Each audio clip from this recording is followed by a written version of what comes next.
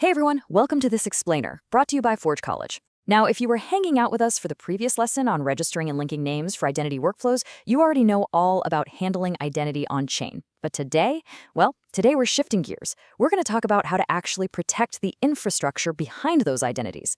We're diving into designing rate-limiting strategies for your Solana APIs, because let's face it, we absolutely need to secure our endpoints against overwhelming traffic, and we gotta do it smartly. Okay, let's dive into this. Think of today's agenda as our architectural blueprint for the doors and bouncers we're about to build. We'll be hitting 1. The API traffic jam. 2. 3. Rate-limiting algorithms. 3. Identifying your callers. 4. Solana API traffic scenarios. 5. The design workflow. And finally, 6. Conclusion. Part 1. The API traffic jam. So think of your Solana API like a super exclusive nightclub. You've got your cross-origin resource sharing, or CORS, perfectly configured, right? It's out there acting like the velvet rope, keeping all those unwanted browser origins out on the street.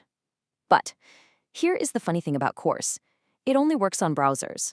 It does literally nothing to stop a thirsty bot, a rogue backend SDK, or thousands of mobile wallets from just completely rushing the bar once they're actually inside. CORS is really just your first line of defense. It's definitely not a traffic cop. Part 2. 3 rate-limiting algorithms. Now, what's really interesting about this slide is the mechanical trade-offs of each algorithm. To actually manage the crowd inside our club, we need to hire some bouncers. First up, the fixed window. This is your cheapest, bluntest bouncer. He literally just looks at the clock, counts to 100 every minute, and then y'all stop. The problem? Well, if someone sends 100 requests at 1:59 and then another 100 at 2:01, you've just been hit with 200 requests in 2 seconds.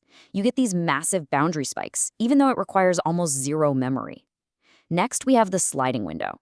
This bouncer is incredibly fair and highly accurate, calculating exactly how many requests came in over a rolling continuous time frame. But tracking all those individual timestamps requires much higher state storage. And finally, we have the token bucket.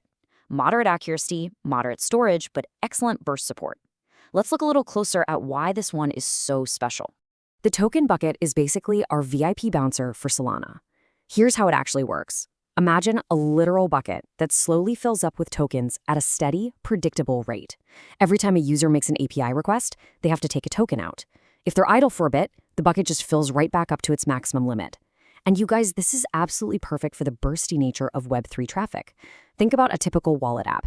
It might sit completely idle for an hour and then suddenly pull the network rapidly to check account balances, submit a transaction, and then pull for confirmation.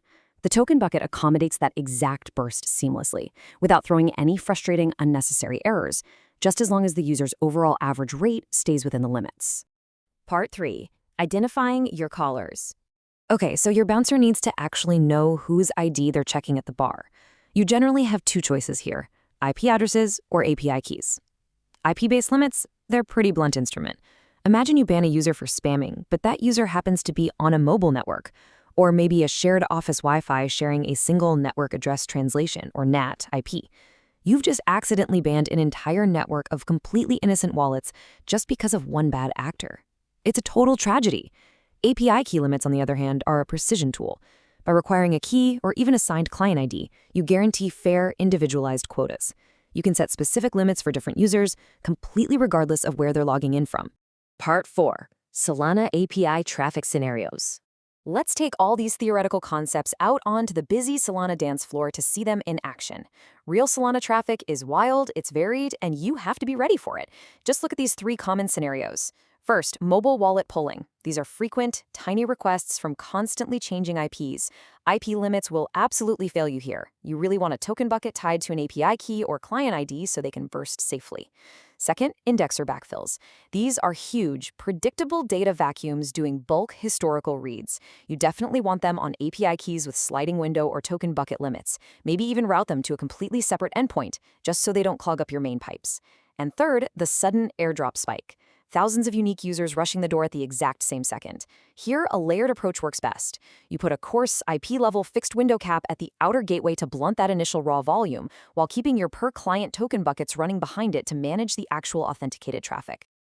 I honestly love this quote because, let's be real, we've all been there. You look at your server logs, you see some client blindly bombarding your server with 10,000 requests a second, and you just wonder, what on earth are they doing? Well, usually it's just an aggressive SDK caught in a retry storm. Think about it.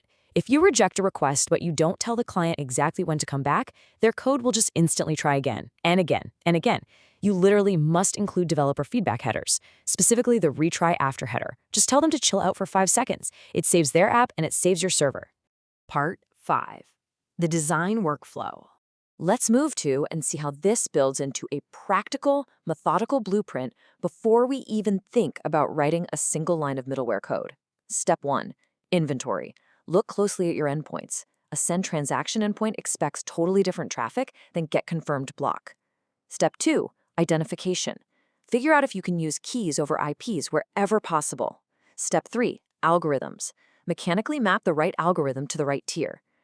Fixed window at the gateway, token bucket for your heavy authenticated routes. Step 4. Coordinate with cores. We'll touch on this in a second. And step 5. Validate.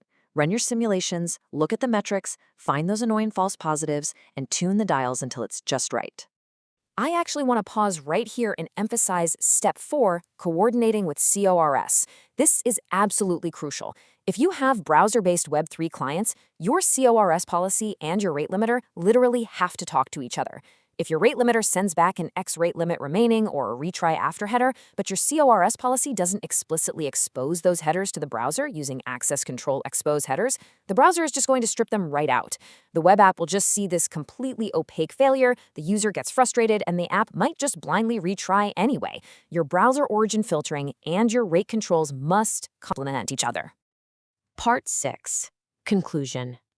All right, the lights are coming on. It's closing time at the club. Let's quickly summarize your golden architectural rules. First, your algorithm choice, whether that's fixed, sliding, or token bucket, directly dictates how well you handle bursts and maintain fairness. Second, per client identification like API keys will pretty much always beat blunt IP assumptions that risk blocking entire networks. Third, always expose your quota headers to prevent those nasty retry storms and explicitly coordinate that with your CORS policy. And finally, think in layers. Put a coarse net at the gateway and fine-grained controls at the application level. Trust me, making these design choices right now prevents a massive amount of operational pain when we sit down to actually implement the middleware in the next lesson.